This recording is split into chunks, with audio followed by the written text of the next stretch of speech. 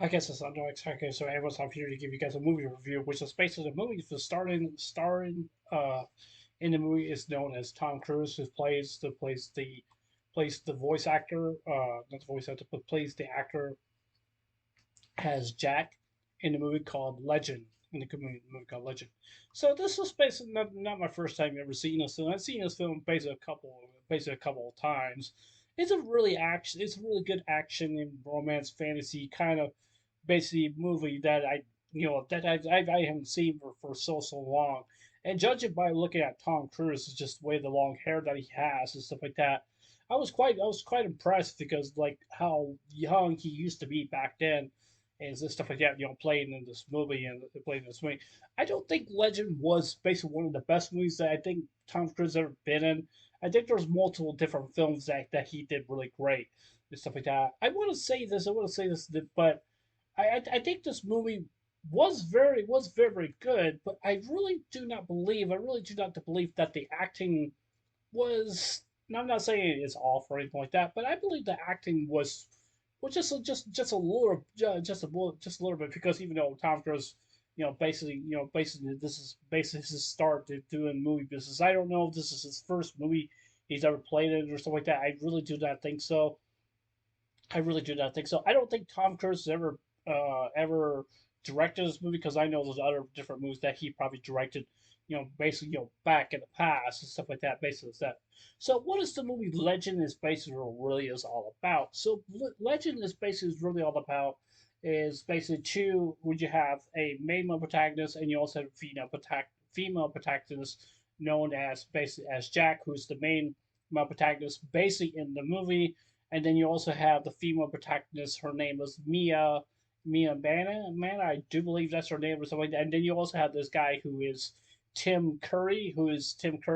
I I think I've heard of him before, but I really haven't heard of him really all that much. He plays the guy as this Satan looking kind of guy. He has like horns, really long horns. I mean, I'm not gonna lie, really long horns, and his feet looks like he has feet like a horse, like the horseshoes and stuff like that that you walked around and basically that. So he basically calls himself Darkness, and basically he was basically intertwined talking to his father, which I'm assuming it must have to been probably Satan or Lucifer or anything like that, or whatever it maybe is that. I find that one thing about this film that really captures my eyes is seeing the torture scene where if you don't know what I'm talking about, you see one of these big old bodyguards or something like that. They has like a big huge knife or something like that, like chopping down this human person or whoever it really was. And it was just it was wow. I mean, it was very graphic, and it really was. You just see how graphic it really was. Just to see it. Yes, this movie does have some graphic images that no other movie would basically I wouldn't say basically go this far, but it's one of the most graphic movies that you see from this torture scene. Like I said, one of the guards is like that torturing this guy. This guy's going like this and going like that and stuff like that. I mean, it's terrifying. It's terrifying. It really actually is. It's just seeing that scene right there and just basically just really I'm not saying get you worked up. One thing I also liked about this film is basically that where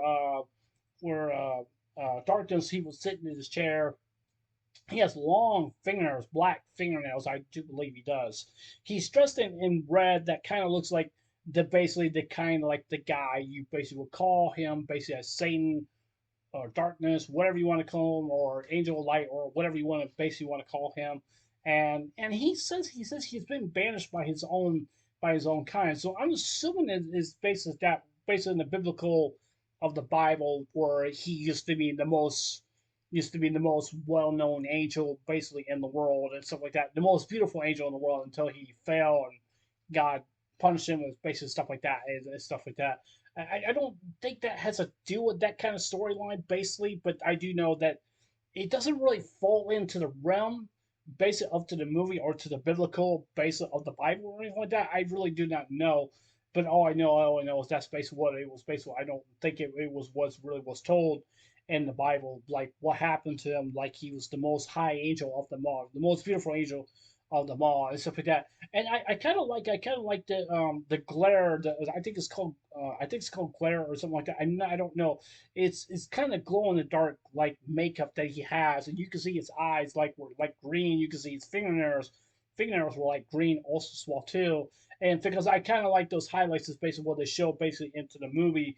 And one of my favorite parts where he was just talking, he was talking like ass like Mother Night or something like or something. I don't know. I think it's some kind of chanting or something like that. That basically what he was doing. And then basically into the movie where there's this goblin dude,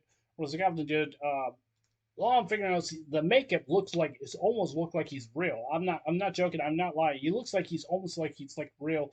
And basically he basically told one of his Darkness told one of his servants is basically, but one of his servants is basically to tell them go take this unicorn down, kill it, get the unicorn, and basically just basically what they were just trying to do. But even though he failed to kill the unicorn, but even though the unicorn came back to life, basically at the end of the movie, and basically that's basically what it basically really was.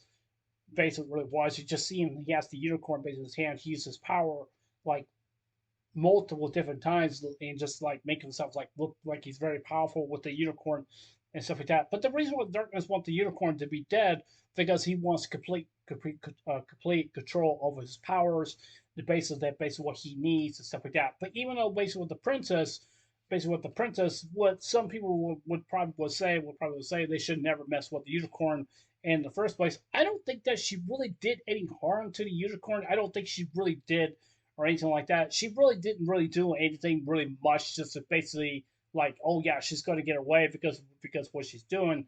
But she really did not really meant to do really that much or anything like that.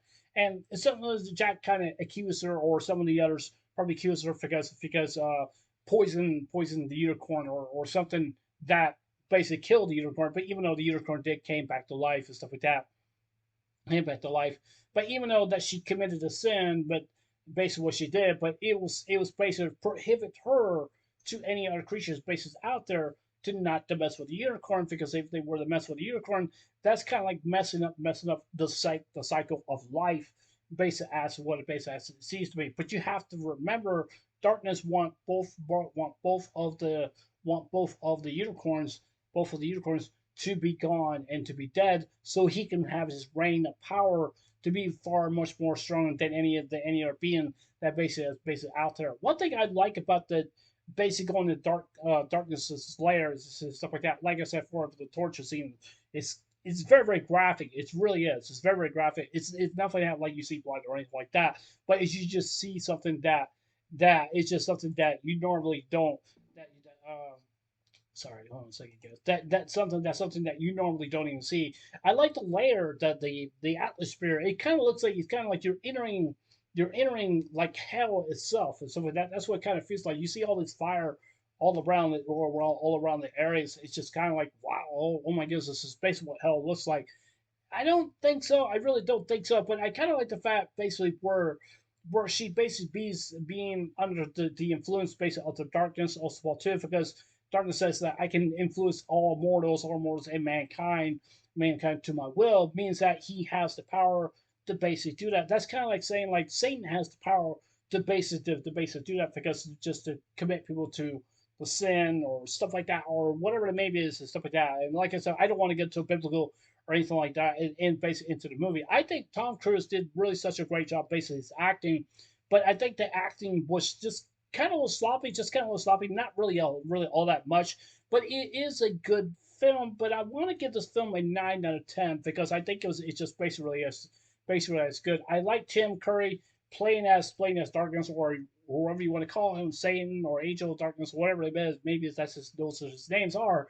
It's just something that you really don't see basically into the movie and stuff like that. But he does have a frightening face that when you see darkness like looks like Satan as himself, it's just kind of like wow, that's what he actually looks like. But I really do not know. I really do not know or do not want to know what Satan really actually looks like. I'm afraid of that. But even though I'm just saying, but it just gives you an idea basically what he does and stuff like that. One thing I really am kind of curious about, we don't know any backlogs or anything like that, backlore, like who Satan really actually is, or I mean, of a darkness, whatever you want to call him, we don't know really all that much, like or anything like that. How he was born into the world and basically have his own dungeon and stuff like that, basically that he has and stuff like that. And basically the movie it's definitely good. But like I said, I'm going to give it a 9 out of 10. It's a very good movie. It's a very good movie. It's just I think that the action was just a little kind of slow pace and just kind of just a little bit sloppy, but not very very sloppy. But I don't want people to really think that I'm not giving a fair review, but I really am. I love it. I definitely want to buy it on for DVD maybe in the future, and I definitely do.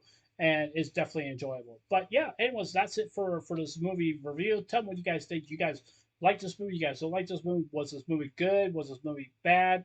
Was it very good? What is your guys' opinions on and stuff? And anyways, since I'm not, I'll see you guys later. Take care. Hope you have a wonderful day. Don't forget to subscribe. Please consider subscribing. Please hit the notification bell as well too, so that you get to watch my videos. Please drop me a like on my video, give it a thumbs up, or you want to give it a thumbs down. It doesn't matter to me. And leave your comments down below. But yeah, anyways, I love you guys. Take care. Hope you guys have a wonderful day. Take care. God bless. Remember, Jesus, I love you guys. Please stay safe and remember, stay blessed. Love you guys. Take care.